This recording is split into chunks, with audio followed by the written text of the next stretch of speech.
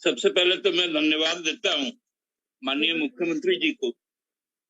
हमको याद है कि इसी कोरोना का संकट काल में लॉकडाउन के ठीक पूर्व या लॉकडाउन लग चुका था पूरे देश में, उस वक्त हम लोगों ने प्रोजेक्ट बिल्डिंग में एक सर्वदलीय बैठक का आयोजन किया था और उसी से यह स्पष्ट हो गया था कि यह सरकार सबकी राय लेकर ही आगे का निर्णय लेती है, जिसके कारण पिछला जो हम लोगों का जो संघर्ष रहा था वो काफी, हम कह सकते हैं, उपलब्धियों वाला भी था और सबने उस पर एक साथ मिलकर सरकार के साथ में उस संकट को सामना किया था। लेकिन पुनः इस संकट को सरकार के द्वारा नहीं, हम लोगों ने अपने ही द्वारा आमंत्रित किया। जो अवहेलना हम लोगों ने सरकारी जो भी दिशा निर्देश थे, जो भी इंस्ट्रक्शन थे, जो भी गाइडलाइंस थे, उन गाइडलाइनों को हमने खुद ही तोड़ा है और खुद ही तोड़कर आज एक बहुत महासंकट की ओर हम लोग बढ़े, क्योंकि हम लोगों ने अपने आप को जो भी पेंडेमिक है उससे खुद को बड़ा मान लिया था। और बड़ा मानने का बहुत सारा कारण भी दिखा था, क्योंकि जब बिहार का इलेक्शन हुआ था, हम लोगों के यहाँ पर भी इलेक्शन हुआ, अभी 5 स्टेट में इलेक्शन चल भी रहा है बंगाल में, तो वहां पर जिस प्रकार से सेंट्रल लीडरशिप के द्वारा चाहे स्टेट लीडरशिप के द्वारा जो रिफ्लेक्शन आया, लोगों को लगा कि हम अब इस लड़ाई से ऊपर उठ चुके हैं और कहीं ना कहीं सावधानी से यदि दूर भी हट गए तो अब हमारा कोई कुछ बिगाड़ नहीं पाएगा। ये मानसिकता हम लोगों में जिस दिन से घर कर गई, हम एक महान संकट की तरफ और तेजी से आगे बढ़ गए। अब जब संकट द्वार पे फिर से खड़ा हो गया, तब हम पूरी तरह से ये तड़प रहे हैं, सरकार से कुछ अपेक्षाएं भी ज्यादा कर रहे हैं, लेकिन हम अपना कर्तव्य को अभी भी पूरी तरह से माने नहीं है। मेरा हमको लगता है कि अब इस बात पे नहीं जाना चाहिए, लेकिन जो आगे का तस्वीर है, सरकार तो अपना काम कर रही है, बेहतरी से काम कर रही है।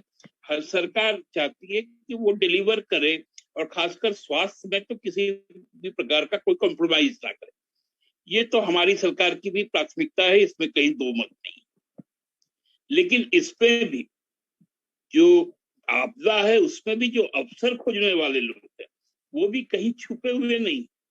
खासकर दो चीजों पर, एक प्राइवेट हॉस्पिटलाइजेशन पर, दूसरा जो एसेंशियल ड्रग्स है, चाहे वो रेमडेसिविर हो चाहे एक्टेमरा हो, ये दो ऐसे लाइफ सेविंग ड्रग्स है जिनको लेकर खुले बाजार में जिस प्रकार से खेल खेला जा रहा है, उसका परमिशन हमको लगता है सभ्य समाज नहीं देता है।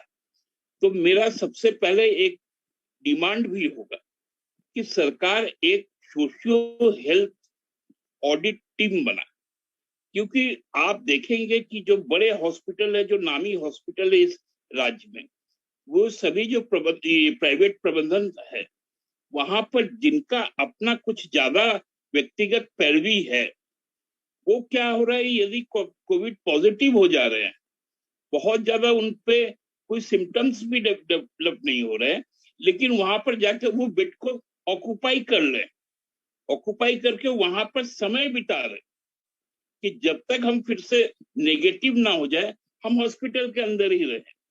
जबकि जो एक्चुअल नीडी है उनको क्या हो रहा है कि बेड मिलने में प्राइवेट हॉस्पिटल में भी तकलीफ है, सरकार में तो है ही है।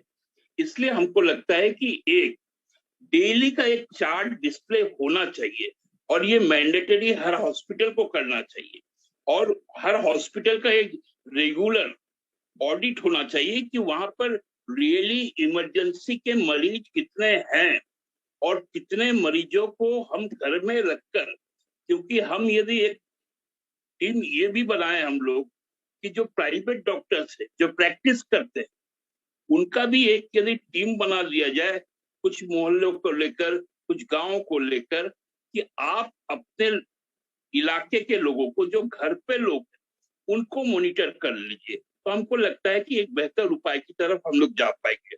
बेड बढ़ाना है, बेड के लिए केवल ऑक्सीजन नहीं चाहिए, बेड के लिए हेल्थ वर्कर्स भी चाहिए। हेल्थ वर्कर हमारे पास आज के दिन में बहुत अच्छे स्थिति में तो हम नहीं है, इसको हम लोगों को स्वीकार कर लेना चाहिए। इसलिए हमको लगता है कि 2 मेगा सेंटर हम लोगों के पास बन सकता है जो हेल्थ के लिए। और सबसे अच्छी चीजें है कि हमारे यहाँ पर झारखंड में और अगल बगल के 2 जिलों मतलब रांची और रामगढ़ में 2 बड़े बड़े मिलिट्री हॉस्पिटल्स हैं। मिलिट्री हॉस्पिटल्स में बहुत अच्छे डॉक्टर्स भी, साथ साथ जो पीएसयूज है उनके भी अपने अपने हॉस्पिटल्स है, वो हॉस्पिटल भी हमारे काम आ सकते हैं। तो इस इमेज से कुछ स्टाफ को हम लोग यदि कुछ लेंड कर ले और उनके सुपरविजन में हम लोग यदि ये क्वारंटाइन सेंटर बोलकर यदि चला पाए, क्योंकि देखिए उसमें 2 चीजें रहती है। एक तो जैसे आर्मी नाम सुनेगा आदमी तो वो अपने आप में डिसिप्लिन हो जाएगा, क्योंकि वो सिविल जो भी अथॉरिटी है उसको से ज्यादा वो आर्मी अथॉरिटी को डरता है, उसको अवॉइड करेगा। तीसरा है हमारा जो आज के दिन में जो यहाँ पर स्थिति है, उस स्थिति इमरजेंसी स्थिति में हम लोग हैं। तो इस इमरजेंसी स्थिति से हम लोगों को यदि निकल के आना पड़ेगा, हम लोगों को बुरा लग सकता है, कुछ एक्टिविटी हम लोगों को रोकना पड़ सकता है, लेकिन एक चेन को तोड़ने के लिए हमको निश्चित तौर पर हमको जाना पड़ेगा एक कड़े निर्णय के तरफ, और वो निर्णय होगा कंप्लीट लॉकडाउन का। और ये कंप्लीट लॉकडाउन निश्चित तौर पे कंप्लीट वर्ड जब भी यूज होगा वो सब पे लागू होगा। और केवल हम मेडिकल जो शॉप्स एस्टेब्लिशमेंट है उनको हम छोड़ सकते हैं, और फूड ग्रेन्स के लिए, वेजिटेबल्स के लिए, मिल्क के लिए हम सुबह 2 घंटे और शाम को 2 घंटे ही छोड़ सकते हैं। हमको मालूम है कि इससे लोगों को बहुत ज्यादा तकलीफ होगी, और ज्यादातर तकलीफ उनको होगी जो रोज कमाने खाने वाले लोग हैं, लेकिन उसके प्रति भी सरकार संवेदनशील है। पिछले बार भी हम लोगों ने किसी को भूखे सोने नहीं दिया था, किसी को भूखे जाने नहीं दिया था। उस संकल्प को हम लोग फिर से दोहरा सकते हैं।